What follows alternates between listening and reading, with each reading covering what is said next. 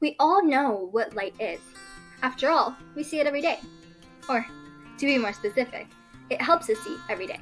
But what is it really? Around 1700, Sir Isaac Newton, a well-known English physicist, decided that light was a group of particles. He argued that the geometric nature of reflection and refraction that light had could only be explained if light were made of particles, because waves don't travel in straight lines like light does.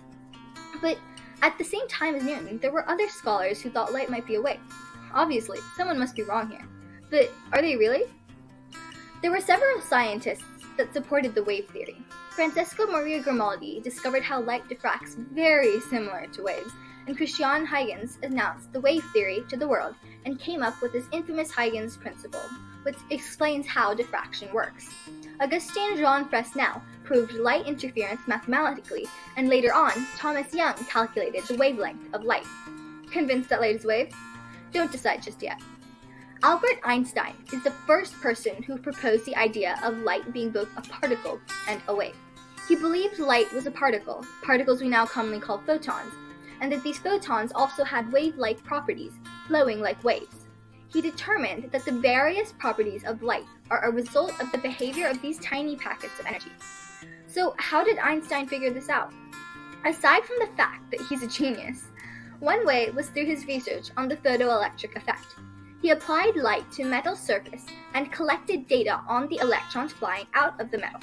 If light was a wave, the strength of these electrons should change in accordance to the strength of the light. But that didn't happen. Instead, the amount of electrons released increased as the strength of light was increased. Einstein explained this phenomenon by claiming that light was a particle in itself. Einstein determined through his experience and Planck's constant that light must have particle-like properties, seen through the amount of electrons that bounced off of the metal. The photons were hitting these electrons, transferring their energy, and forcing the electrons out of the metal. In essence, what Einstein was saying is that light is a flow of photons, and that the amount of photons determines the intensity of the light. So, light is neither a particle nor a wave, but a combination of the two. It consists of tiny particles of energy called photons, which have properties of both particles and waves. This explains the particle-like effects of light seen in shadows, and the photoelectric effect, as well as wave-like properties such as frequency, diffraction, and interference.